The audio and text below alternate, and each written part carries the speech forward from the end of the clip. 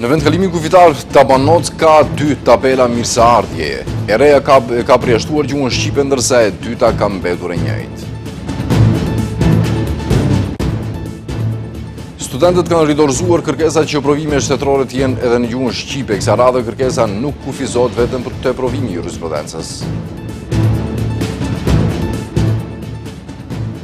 Avokati i popullit hap lëndë për ndotjen e ujit në Gostivar. LSDM dhe VMRO-DPMN ka 1 muaj që akuzojnë njëra tjetrën.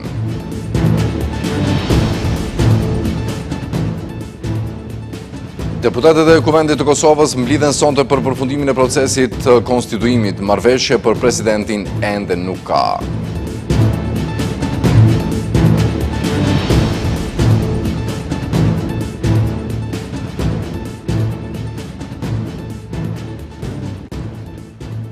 Të nderuar shikues, përshëndetje.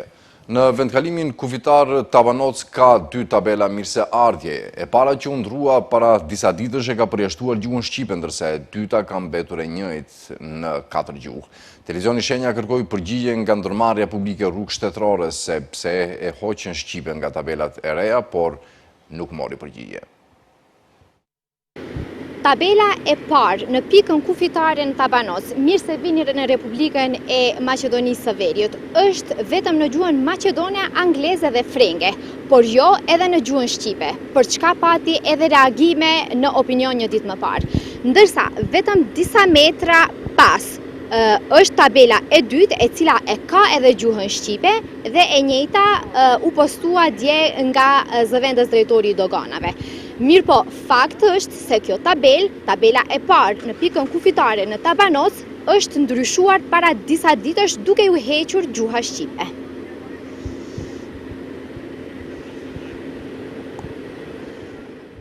Pasi që kishte disa ditë që mërgjimtarët mirëpriteshin në 3 gjuhë të tjera, por jo edhe në shqip, një ditë më parë pasuan edhe reagimet në opinion, duke kërkuar përgjegjësi përse tabela ishte ndryshuar. Gjithsesi ishte ndërruar dhe në tabelën aktuale nuk figuronte më gjuha shqipe. Më pas në profilin e tij në Facebook, zëvendës drejtori i doganave Mustafa Dauti e postoi një video të tabelës, që e kishte edhe shqipen, dhe krahas videos e shkruante edhe datën e inqizimit. Mediat online e interpretuan sikur tabelat e ishte ndryshuar. Mirë po në realitet ai e postoi tabelën e dytë e cila ka qenë gjithkohës aty, duke injoruar tabelën tjetër e cila nuk kishte më vend për shqipen. TV Shenja kërkoi përgjigje nga ndërmarrja publike Rrugët Shtetërore se përse ishte ndërruar tabela, por ende nuk kanë dhënë përgjigje. Ky zakon nuk po ndodh për herë të parë në tabelat informuese në vend. Para disa muajsh një gjë e tillë ndodhi në pikën kufitare në Blac, prej së cilës u hoq gjuha shqipe dhe u desh turistnia dhe reagimi i opinionit që institucionet të zmbrapseshin nga vendimi dhe ta kthejnë shqipen aty ku e kishte vendin. Studentët kanë ridorëzuar kërkesa për që provimet shtetërore të organizohen edhe në gjuhën shqipe. Kësaj radhe kërkesa nuk kufizohet vetëm te provimi jurisprudencës, por përfshin edhe provimet për noter, përmbarues si dhe gjitha provimet e tjera shtetërore. Pas më shumë se 2 vitesh nga dorëzimi i kërkesës së parë njësuesi çështjes për të drejtën e dhënies së provimit të jurisprudencës në gjuhën shqipe me Vlan Ademi, së bashku me kryetarin e Parlamentit Studentor të Universitetit të Evropës Juglindore Besian Rexhepi, kanë ridorëzuar kërkesë të re në Ministrinë e Drejtësisë, Agjencinë për zbatimin e gjuhëve dhe Inspektoratin për përdorimin e gjuhëve. Sipas Ademit, këtë herë kërkesa nuk kufizohet vetëm te provimi i jurisprudencës, por përfshin edhe provimet për noter, përmbarues si dhe të gjitha provimet e tjera shtetërore, që sipas tij vazhdojnë të organizohen vetëm në gjuhën maqedonase, ndonse ligji për përdorimin e gjuhëve garanton përdorimin e gjuhës shqipe në institucione shtetërore. Studentët shqiptarë nuk duhet të diskriminohen, duhet të kenë mundësi të barabarta për të arsimuar, për të certifikuar dhe për të ushtruar profesionin e tyre në vendin e vet. Institucionet kanë detyrimin të zbatojnë ligjin, të jenë në shërbim qytetarëve dhe të respektojnë gjuhën e një populli shtetformues. Ademi nënvizon se gjuha shqipe nuk është privilegj, por një drejtë e garantuar me ligj. Studentët kanë protestuar 2 herë dhe kanë marrë shumë premtime nga pushtetarët, por ende nuk ka zgjidhje që provimet profesionale të jepen edhe në gjuhën shqipe. Avokati i popullit ka hapur lëndë lidhur me ndotjen e ujit në Gostivar pas shqetësimeve për mungesën e ujit sigurt për pije dhe rasteve të helmimit. Institucioneve përgjegjëse u janë kërkuar dhëna kështesë për të sqaruar shkaqet dhe rrethanat e ndotjes, po ashtu avokati i popullit ka kërkuar që të shqyrtohet mundësia e faljes së faturave të ujit për qytetarët gjatë periudhës së krizës.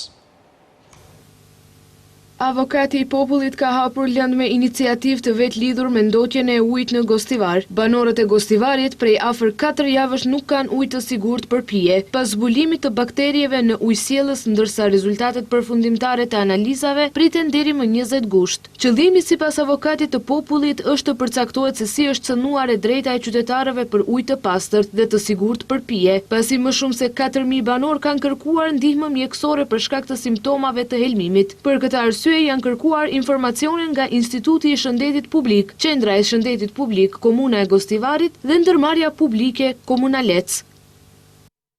Gjatë ditës së djeshme kemi pranuar informacione me shkrim nga institucionet përkatëse. Megjithatë, ato nuk janë të plota, pasi nuk i përmbajnë gjitha dhënat dhe rrethanat relevante që lidhen me problemin e ndotjes së ujit.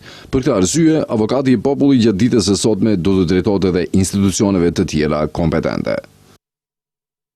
Avokati i popullit ka paralajmëruar Këshillin e Komunës së Gostivarit që të shqyrtojë mundësinë që qytetarët e Gostivarit, si dhe banorët e komunave të tjera që përdorin shërbimet e NP Komuna Lec, të lirohen nga detyrimi për të paguar faturat e ujit për periudhën gjatë së cilës uji nuk ka qenë plotësisht i sigurt për përdorim. Ministri i Shëndetësisë Sasho Klekovski vlerësoi se situata epidemiologjike gradualisht po stabilizohet dhe se numri i pacientëve të rinj të regjistruar me probleme është në rënje. Ai theksoi se një ekip ekspertësh i Ministrisë së Shëndetësisë po përgatit një analizë detajuar të gjithë rastit, e cila do të dërgohet dhe do të ndahet me institucionat e tjera kompetente.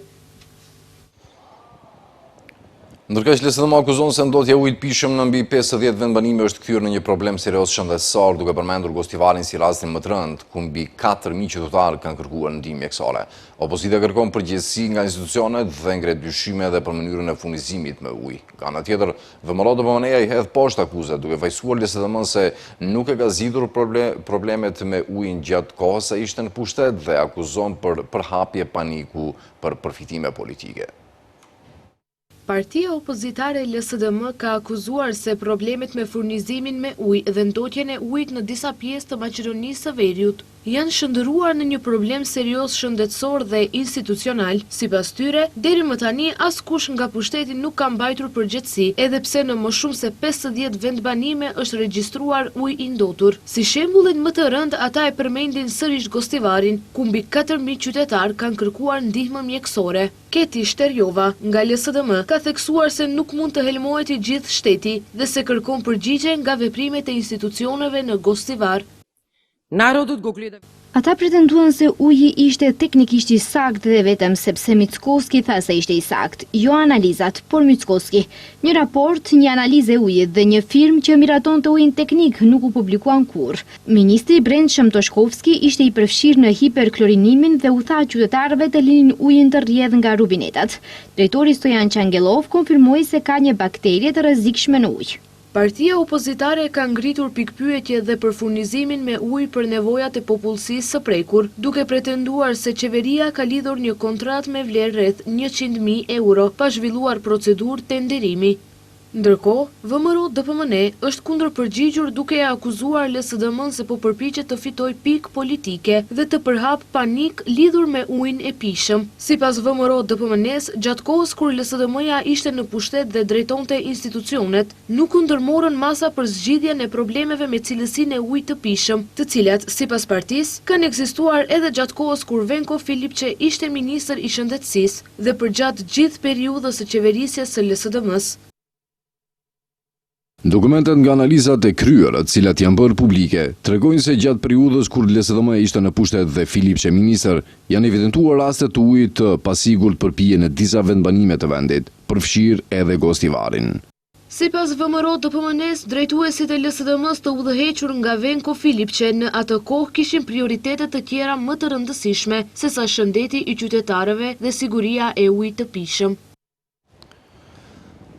Zgjedhjet e jashtëzakonshme për kryetarët komunës Përvenicës do të mbanë më 18 tetor. Këtë vendimin e shkroi sot kryetari i kuvendit Afrim Gashi, bazuar në kodin zgjedhor dhe ligjet në fuqi. Presën nga Komisioni Shtetëror i Zgjedhjeve, Komisioni Komunal i Zgjedhjeve i Përvenicës dhe gjitha organet e angazhuara për zbatimin e këtij vendimi të zhvillojnë procesin zgjedhor me profesionalizëm, panshmëri dhe në respekt plot të ligjit dhe procedurave, tha Gashi. U bëri thirrje gjithë kandidatëve dhe subjekteve politike që fushatën ta zhvillojnë me dinjitet, duke garuar me programe, ide dhe vizion për zhvillimin e komunës, e jo me gjuhë përçarëse apo veprime që cenojnë besimin e qytetarëve në procesin demokratik.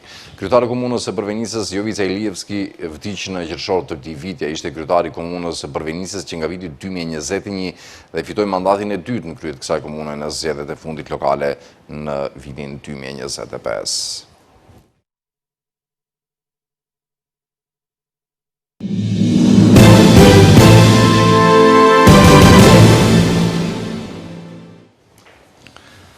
Vazhdojmë me lajmet. Deputetët e Kuvendit Kosovës pritet mblidhen sonte për vazhdimin e seancës konstituive dhe për përfundimin e procesit të konstituimit të legjislaturës së re. Seanca pritet mbahet rreth orës 20 ose 21. Sipas mediave kosovare, kryeministri në detyrë Albin Kurti dhe kryetari i LDK-s Lumir Abdigjiku kanë zhvilluar takim për diskutuar një marrëveshje politike me fokus çështjen e presidentit.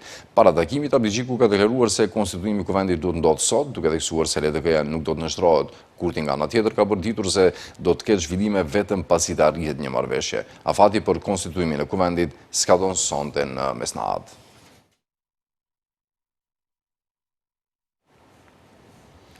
Të paktën 300 fëmijë janë vrarë në Gaza në 300 ditët e para pas shpalljes së pushimit në tetor të vitit kaluar, njoftoi UNICEF-i. Organizata paralajmëroi se dhuna dhe kushtet humanitare vazhdojnë të ekspozojnë fëmijët ndaj një rreziku serioz. Pushimi gjatë cilit mesatarisht vritet nga një fëmijë çdo ditë nuk mund të konsiderohet sukses për fëmijët, tha Eduard Bijdjeber, drejtor i rajonal i UNICEF-it për lindjen e mesme dhe Afrikën e Veriut. Me qindra fëmijë plagosur, shumë prej tyre rënd, fëmijët në Gaza ende presin fundin e dhunës që u ishte premtuar, shtoi ai. UNICEF-i njoftoi se shumë familje janë zhvendosur në rreth 1/3 e territorit Gazas, ku jetojnë në kushte të pasigurta, të rrethuara nga ndërtesat shkatruara, rënoja dhe mbeturinë të grumbulluara. Agjencia paralajmëroi se fëmijët në Gaza vazhdojnë të përballen me një krizë humanitare gjithnjë më të rëndë, duke përfshirë keq-ushqyerjen, shpërthimin e sëmundjeve, qasjen e kufizuar në ujë të pastër dhe infrastrukturën sanitare të dëmtuar.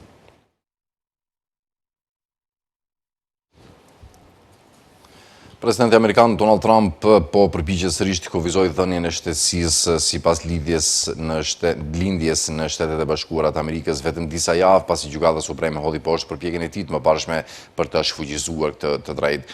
Trump dje nënshkroi 2 urdhra ekzekutiv përfshirë një që zgjeron kategoritë e personave jo qytetar, fëmijët e cilëve nuk do të kenë të drejtë të marrin shtetësi amerikane në bazë lindjes. Urdhri i dytë ndalon të ashtu quajturin turizëm të lindjes, praktikë në cilin gratë shtazëna udhtojnë në SBA për të lindur me qëllim që foshnjat e tyre të fitojnë shtetësinë amerikane. Kjo duhet kishte ndodhur shumë vite më parë, por tani po merremi me këtë çështje, deklaroi Trump duke kritikuar vendimin e Gjykatës Supreme që ndaloi përpjekjen e tij të mëparshme për t'i dhënë fund kësaj politike 150 vjeçare.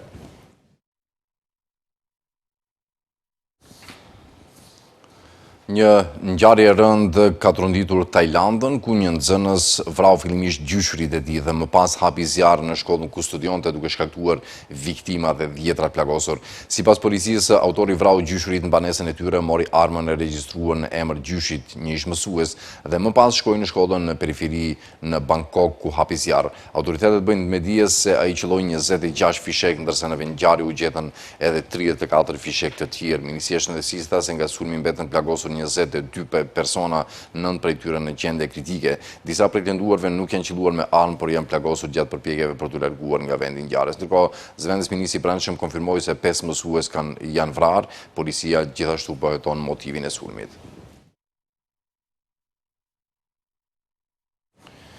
Një gjykatës në New Mexico ka urdhëruar metën të paguaj edhe $567 milion për dështimin në paralajmërimin e publikut mbi rreziqet që platformat e saj paraqesin për fëmijët.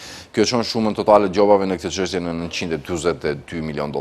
Gjykatësi Brian Beachhead cilësoi metën si një shqetësim publik, duke theksuar se platformat e saj kanë shkaktuar dëme psikologjike dhe kanë rritur rrezikun e shfrytëzimit seksual të fëmijëve. Padje u ngrit në vitin 2023 nga shteti i New Meksikos, i cili argumentoi se Instagrami dhe Facebooku i ekspozonin të miturit ndaj përmbajtjeve të dëmshme dhe kontakteve me persona të rrezikshëm. Meta ka njoftuar se do të apelojë vendimin, duke theksuar se vazhdon të investojë në sigurinë e përdorusëve të rinj. Një pjesë e fondit prej $567 milion do të përdoren për mbështetjen e fëmijëve dhe zbatimin e masave të reja të sigurisë. Gjykata urdhëroi gjithashtu masa të reja sigurie.